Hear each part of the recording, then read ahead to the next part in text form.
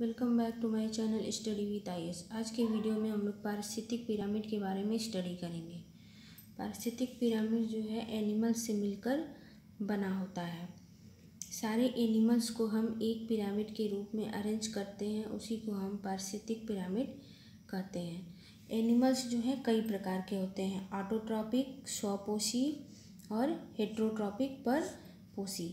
स्वपोषी animals में जिसमें सारे प्लांट्स आ जाते हैं जो कि अपना भोजन खुद बनाते हैं, एनवायरनमेंट से चीज़ें लेकर अपना भोजन बनाते हैं। एयर, वाटर और लाइट के प्रेजेंस में ये अपना भोजन बना लेते हैं। लेकिन हेट्रोट्रॉपिक एनिमल्स जो हैं वो एक दूसरे के सहारे रहते हैं, एक दूसरे की मदद से भोजन बनाते हैं और ये कई प्रकार के होते हैं, जैसे सहजीविता, सिम्बायोसिस, सहभोगिता, कॉमनसेलिज्म, परजीविता, पैरासिटिक, मृतोपजीवी, सैप्रोफाइटिक एनिमल्स। तो सहजीवी एनिमल्स वो होते हैं जो एक दूसरे के साथ, यानी 2+ का निशान है, यानी दोनों एक दूसरे को फ़ायदा देते हैं और अपना जीवन यापन करते हैं, जैसे लाइकेन है और कवक है। तो फंगस क्या करता है, फंगस के ऊपर लाइकेन ग्रो करता है। फंगस उसे जो है वाटर, मिनरल और विटामिन्स देता है लाइकेन को। और लाइकेन जो है एक तरह का एल्गी होता है, यानी ग्रीन प्लांट होता है।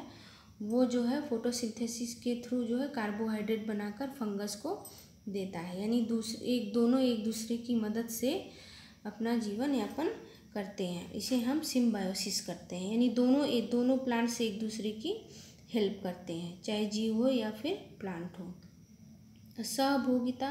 सहभोगिता में एक तो दूसरे की मदद करता है, यानी वो दूसरे की मदद लेता है, उसे कोई नुकसान नहीं पहुंचाता है।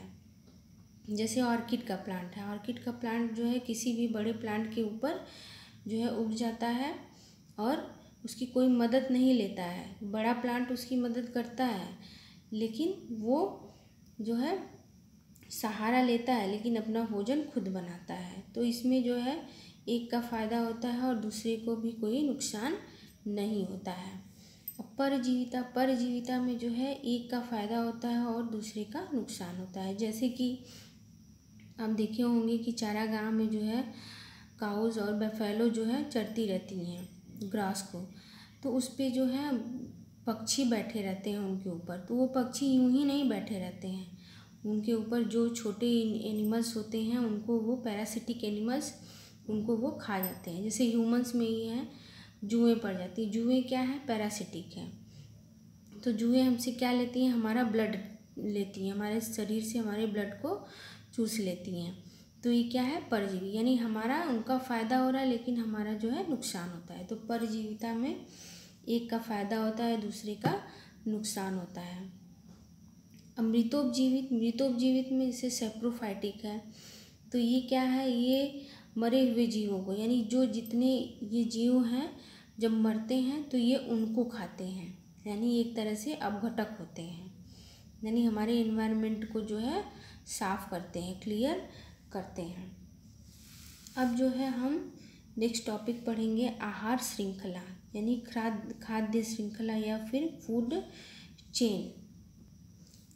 हमारे इकोसिस्टम में प्लांट जो है प्रोड्यूसर होते हैं, क्योंकि वो प्रोड्यूस करते हैं, जो भी फूड का फॉर्मेशन करते हैं उसे हम लेते हैं, और तो ये उत्पाद होते हैं प्रोड्यूसर। लेकिन उपभोक्ता जो है कई होते हैं, कंज्यूमर्स जो हैं कई टाइप्स के होते हैं। जैसे शाकाहारी होते हैं, फर्स्ट, सेकेंड, थर्ड में हम इनको डिवाइड करते हैं। तो फर्स्ट में शाकाहारी होती है, जो बिल्कुल शाकाहारी होती है, जो केवल प्लांट्स को ही खाते हैं, यानी घास और पत्तियों को खाते हैं। और सेकेंड जो है सर्वाहारी होते हैं। सर्वाहारी में जैसे मानव है, मानव जो है दोनों खाता है, प्लांट्स को भी खाता है और एनिमल्स को भी खाता है। और थर्ड है मांसाहारी, यानी शेर, ये केवल मांसाहारी ही होता है। तो उपभोक्ता जो है 3 तरह के होते हैं, प्राइमरी, सेकेंडरी एंड टर्शियरी। और चील है, चील या फिर जो माइक्रोब्स होते हैं, जो छोटे छोटे जीव होते हैं जो कि सड़े गले जीवों को अपघटित करके उनको हमारे इन्वायरमेंट को क्लियर करते हैं, उन्हें हम अपघटक या डिकम्पोजर कहते हैं। तो उत्पाद जो है ये भोजन को प्रोड्यूस करता है और कंज्यूमर जो है उसको कंज्यूम करता है, और डिकम्पोजर जो है ये उसको डिकम्पोज करता है, यानी सड़े गले जीवों को या सड़े गले पदार्थ को डिकम्पोज करके हमारे इन्वायरमेंट को क्लियर करता है।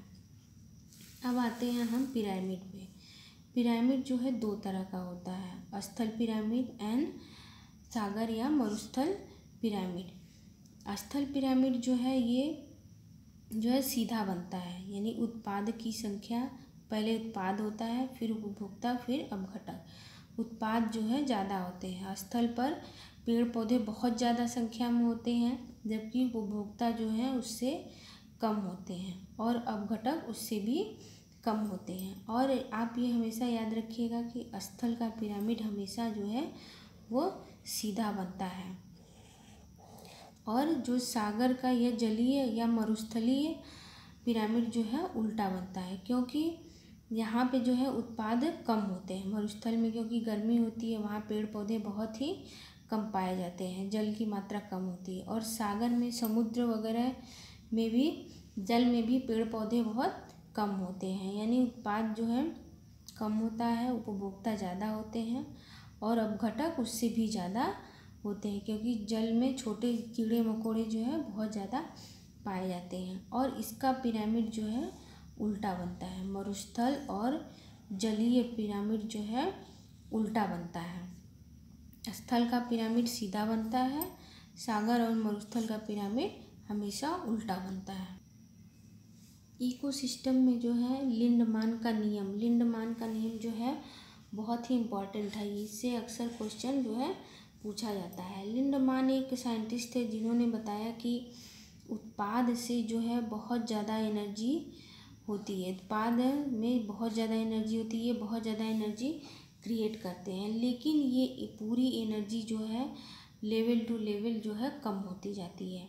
जैसे प्राइमरी उपभोक्ता के पास यहाँ पे एनर्जी ज़्यादा है तो यहाँ कम आती है, यहाँ और कम आती है, और टर्शियरी में और कम, और अपघटक जो होते हैं वहाँ आते आते बहुत ही कम हो जाती है। यानी जैसे हम एग्जाम्पल के थ्रू समझते हैं कि ये जो है उत्पाद है और ये T2 है, ये T3 है एंड T4 है, यानी ये सब जो है उपभोक्ता हैं, यानी प्राथमिक उत्पादक होते हैं।